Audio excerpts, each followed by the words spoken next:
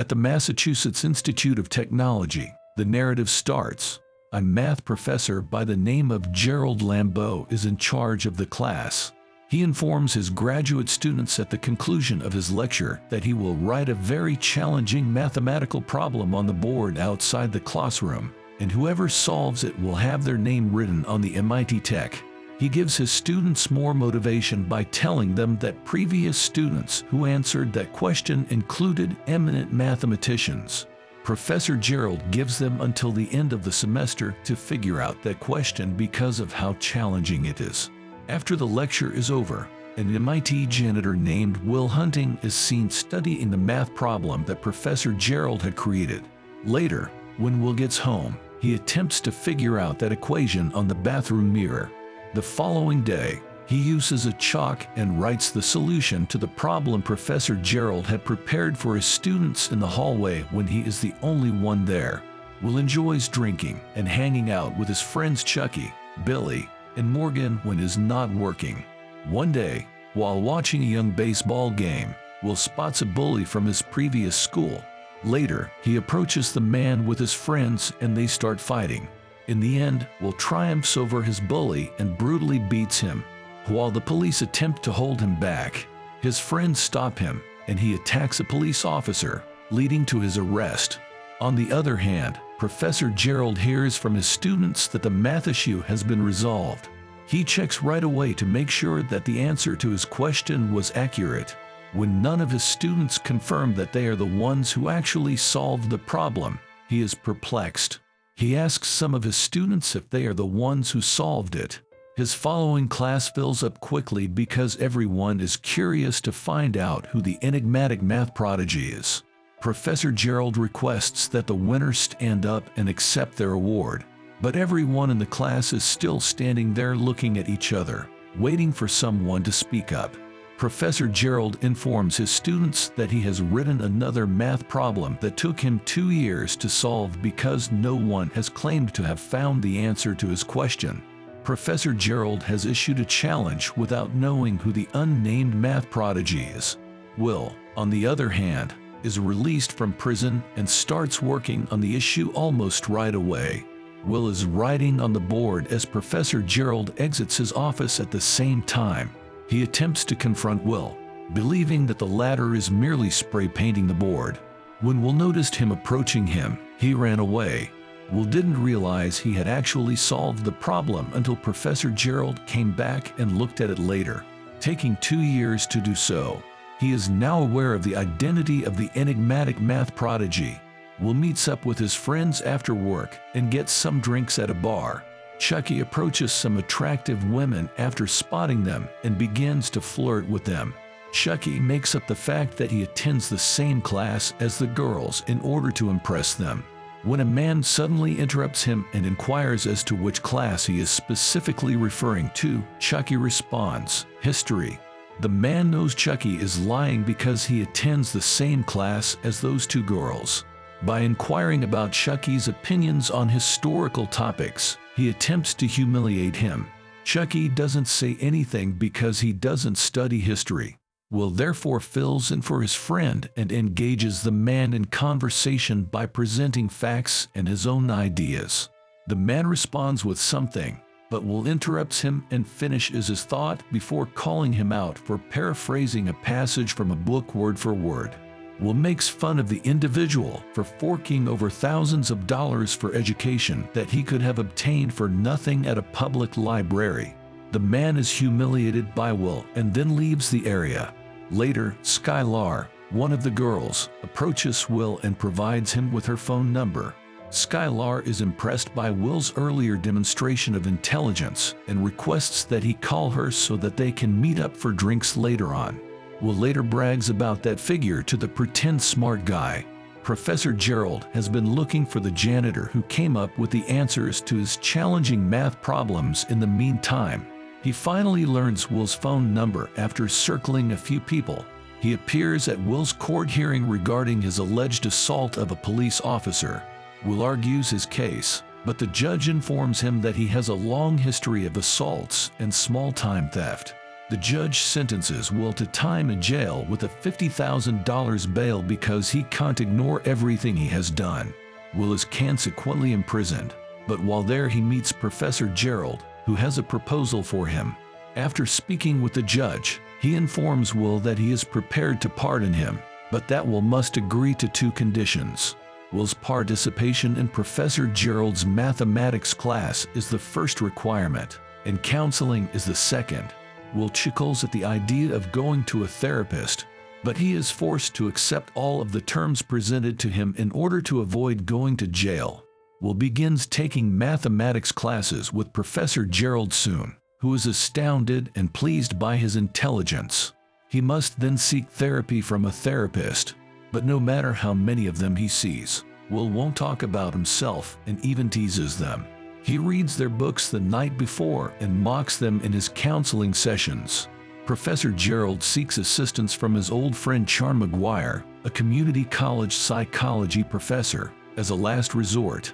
At first, Sean claims that he is unable to complete this. Professor Gerald, however, is adamant that Will needs his assistance, calling Will a genius who can benefit from his advice in order to live his best life. Finally concurring, Sean meets with Will. Sean requests that Professor Gerald and his assistant leave the room during his first therapy session. Will starts to make fun of Sean's book collection, just like he did with his previous therapists.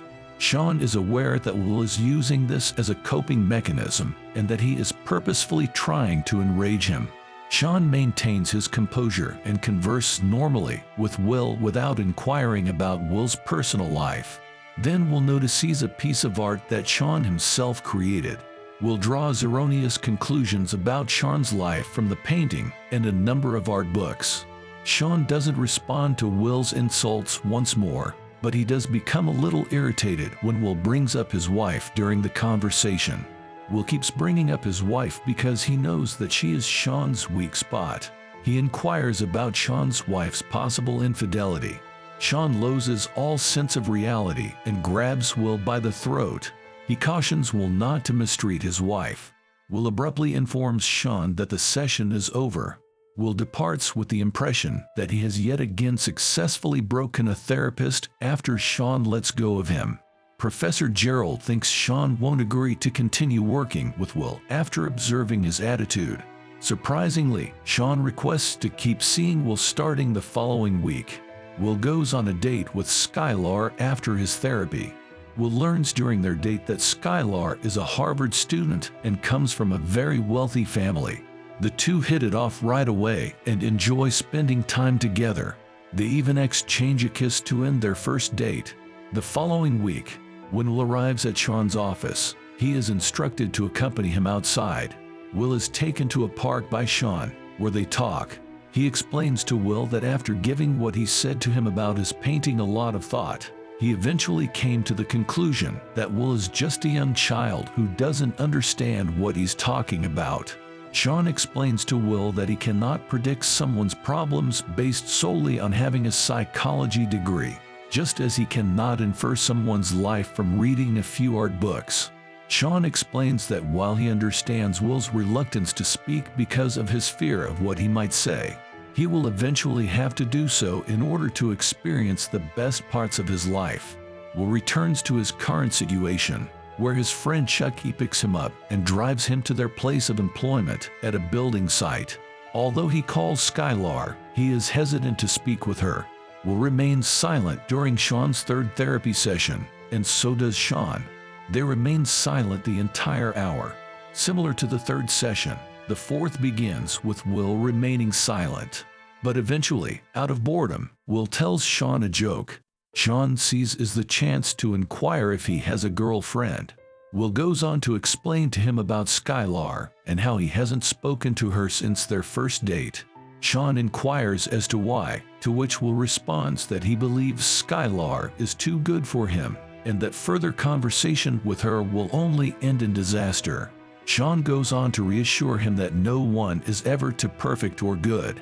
Everyone has flaws, but what counts most is whether or not that person is ideal for you. Sean explains to Will how his wife, the most attractive person he has ever seen and the one he fell in love with, used to fart while she slept in order to make his point more clear. This alters the atmosphere in the room as a whole. Will and Sean break out in fits of laughter. They are now getting closer, and Will is beginning to feel at ease around Sean. Sean gives Will some final advice, telling him not to think Skylar is too good for him. Instead of asking if they will be happy together, he should.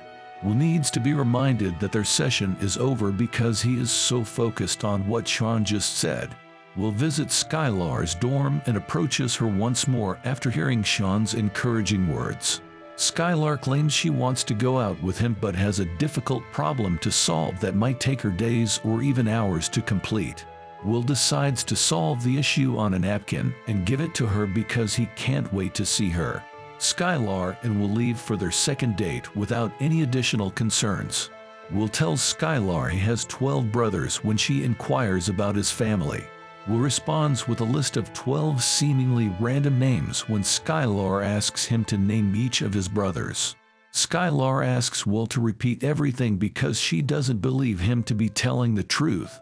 Will, however, repeats the names in the right order because he is a genius. He asks Sean, who he meets at his subsequent therapy session, if he has ever regretted meeting his wife because she died and left him with a lot of pain to deal with. Sean responds to his query by describing how he met his wife. He claims that he met his wife for the first time while standing in line with his friends to buy tickets for a future baseball game that would become legendary. Will becomes excited upon learning that Sean attended the game in person rather than watching it on television. When the man inquires about the incident, Sean explains everything that occurred during the game. However, Sean goes on to say that he later watched the game on TV while he was out on a date with the woman he had just met and would later become his wife. Will finds it hard to believe that Sean abandoned a historical game in order to spend time with a girl. Sean replies, going back to Will's question, "I've never regretted not being in the audience for that game, and I've never regretted meeting my wife and having her in my life, even if it was only for a few years." Skylar asks Will to introduce her to his friends and family while they are together. Will reluctantly agrees to introduce her to his friends even though he continues to lie to her about his life. At the bar where they first meet, Skylar seems to get along well with Will's friends. She takes pleasure in spending time with them and occasionally tells jokes that make everyone laugh. Sean is questioned about Will's progress in the interim by Professor Gerald. Sean responds that Will has started to open up a little bit, but that it will take some more time for him to feel completely at ease before talking about his life and the reasons he is hesitant to put his trust in others. Professor Gerald reveals that he has been setting up job interviews for Will at prestigious mathematics institutes, and that once his mental issues are resolved, nothing will stand in the way of him becoming a household name in the subject. Sean argues that they shouldn't make life decisions for Will, and that they should instead encourage him to follow his passions. Will's talent won't be wasted, however, according to Professor Gerald, who is adamant about it. Will, however, decides against accepting a position like that and sends Chucky in his place to the interview. Skylar asks Will to move to California with her one evening as they discuss their lives. When Will learns what Skylar wants, he becomes fearful and says he can't move in with her. Skylar questions his reluctance to commit to her and his refusal to be honest with her. She brings up the fact that Will misled her regarding having 12 brothers. Will loses all composure when he is called a liar. He reveals to her that he was an orphan who spent the majority of his life switching between foster parents. He goes on to describe how his foster father mistreated him and beat him. Skylar breaks down in tears and tells Will that she wants to support him. Will, however, pushes her away and claims he doesn't need her assistance. It becomes apparent that Will fears abandonment. He thinks that anyone he loves will leave his life. Skylar sobs, declaring her love for him and her resolve to stay with him. Skylar is left to sob by herself in her room as Will leaves after telling a lie that he doesn't love her back. Will agrees to attend a job interview after being convinced to do so by Professor Gerald. Will attends the interview but makes no effort to get the job. He is questioned about his greatest source of lifelong trust during his therapy session with Sean. Will responds, Chucky. Sean claims he is aware that Chucky will sacrifice his life for Will, but that he does not comprehend the depth of his emotions. Sean inquires as to his means of subsistence. Will responds that he will spend the rest of his life working as a construction worker in Boston. Will is confronted by Sean about his fear of stepping outside of his comfort zone and how it will prevent him from living his best life. Sean doesn't pressure Will into taking the position that Professor Gerald has in mind for him, but he does inquire as to what Will's true career goals are. Will responds that he desires a career as a shepherd. Sean requests that Will leave his office because he knows he's not being serious. If Will intends to lie, he claims he doesn't want to waste his time. Sean asks Will what he wants to do with his life once more when Will becomes irate and begins yelling at him. Sean requests that Will leave because he is being silent and not responding. Will calls Skylar to say goodbye before she departs for California. Skylar confesses her love for Will in an effort to win him back. Will smiles, but he is too afraid to respond for fear of further breaking his heart. Will tells Chucky that he broke up with Skylar and doesn't intend to find employment in their conversation. Will responds, I plan on living in Boston forever, being neighbors with Chucky, and working with him on construction. When asked what he wants to do with the rest of his life, when Chucky hears his response, he confronts him honestly. He tells Will that it hurts him to see his friend squander his life because there is so much more that he can do to make himself happy. Chucky claims to have just one wish. He always wants Will to be absent when he arrives to pick him up from his house. Chucky hopes Will leaves his miserable life and actually begins making it worthwhile. Professor Gerald is arguing with Sean about how he hasn't been able to convince Will to find employment and use his intelligence to accomplish something significant in his life at the same time. Sean argues that since Will isn't sure what he wants to do, they shouldn't force him to make significant life decisions. He explains that Will pushes people away before getting too close because he fears being abandoned. Sean advises that instead of pressuring Will into taking a job that he might end up detesting, they should support him in whatever he chooses to do. Professor Gerald disagrees with this, though. He cautions Sean not to allow Will to believe that it's acceptable for him to waste his intelligence and live a life of failure. They get into a heated argument over their divergent points of view, and Professor Gerald accuses Sean of being envious of his success and accomplishments. Sean tells him that because he never chose to be like him, he is not a failure. Will enters at that precise moment and overhears their conversation. As their therapy session gets going, Professor Gerald exits the room. Pictures of Will's body, covered in bruises from the beating he received from his foster father, are in a file that Sean has. Will queries if he has ever seen anything similar. Sean continues by revealing that when he was a child, his alcoholic father beat both his mother and him. Will reflects on his foster father after hearing Sean tell his tale. Sean approaches Will and explains that nothing that has happened to him is Will's fault. Although Will nods in agreement, Sean insists that it wasn't his fault. Will responds that he is certain it isn't, but Sean insists that Will was never to blame for what happened to him. Will sobs and pushes Sean out of the way. Sean reminds him once more that he was not to blame for the abuse he experienced as a child. Finally giving into his feelings, Will hugs Sean. He sobs uncontrollably while tightly embracing Sean. He is now prepared to let go of the past and advance in his life. He informs Sean that he will accept one of the positions that Professor Gerald has lined up for him. His final therapy session with Sean comes to an end now.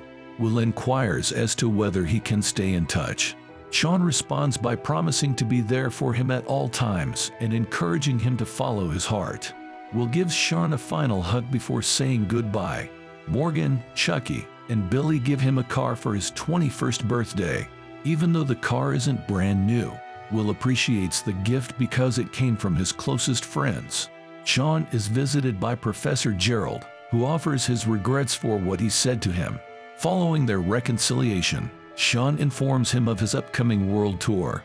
Will drives up to Sean's house and observes him preparing for his trip while he packs his luggage. Before leaving, Will goes to the front door and drops a letter in Sean's mailbox. Chucky departs to pick up Will from his home in the interim. There is no response when he knocks on the door. Through the window, he observes that Will isn't at home. When Chucky realizes that Will has at last made up his mind about what he wants to do with his life, he smiles. Sean receives Will's letter as well. Will states in the letter that he will not be accepting the position and will instead travel to California to meet Skylar. Sean grinned before returning to his home. We see Will leaving to return home with Skylar as the film comes to a close. Thank you for watching. Why don't you consider subscribing while you're here? We have the best recaps around and would love to have you part of our community. Thank you and see you in the next one.